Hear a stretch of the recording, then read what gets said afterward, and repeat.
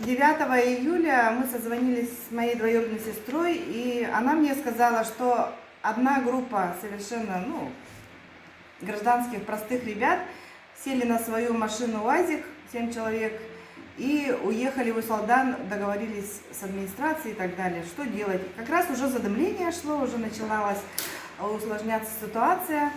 И мы подумали, что делать, может что-то какое-то Она говорит, давай я обзвоню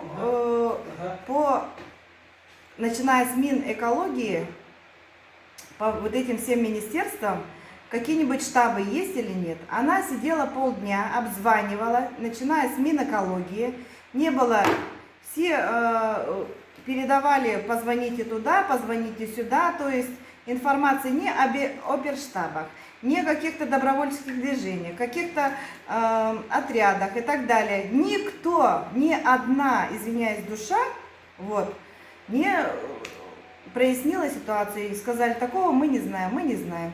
Туда позвоните, сюда позвоните. Вот такой был разговор. Мы подумали, так же не должно быть, давайте что-нибудь сделаем это. Позвонили Аилу, мы Аила знаем уже давно, он знаем, что общественник. Он сказал, я подумаю, через 2 часа он перезванивает. Я в Амге, собирайте добровольцев, выставляйте пост, приглашайте там людей. Я договорился, Якутслесресурс нас будет курировать, мы будем работать в правовом поле, то есть добровольческие отряды мы будем отправлять со специалистами. Давайте, пока я приеду, завтра я приеду или сегодня ночью, с Амги он ехал. К этому времени я отправила сразу пост в Инстаграм, большие странички, типа Дикие, типа Криминальные Якутия, Ньюс Якутск и так далее. Я просто не ожидала, насколько начали мне поступать звонки беспрерывно до 3 ночи. И мне пришлось просто-напросто создать уже, что-то делать же с этим надо. Потому что люди откликают, я не думала, что соберется человек 10, и мы поедем, сядем, договоримся, поедем.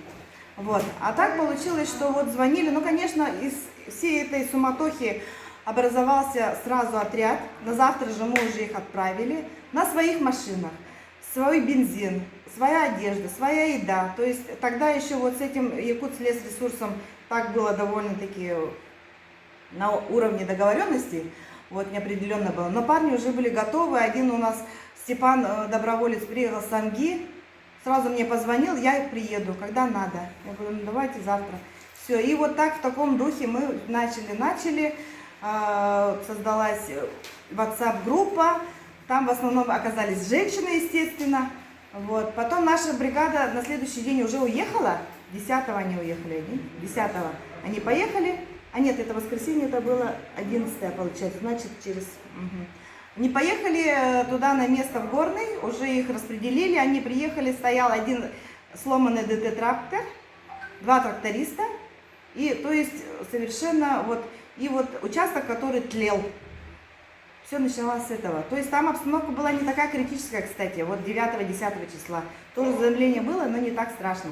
А потом получилось, что все у них ветра пошли и разгорелось страшно. И после этого уже подтянулся административный ресурс, там МЧС начали уже критическую ситуацию обратили внимание. То есть я хочу подчеркнуть, что на стадии, начальной стадии намного легче предупредить всю эту бедственную ситуацию, то, что сейчас творится.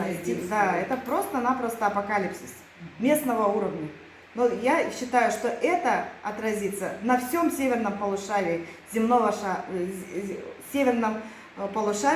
шара. Так получается. Потому что это сибирские леса, во-первых, у нас амурские леса вырубаются активно, да, китайцами вывозятся, да, по лицензиям.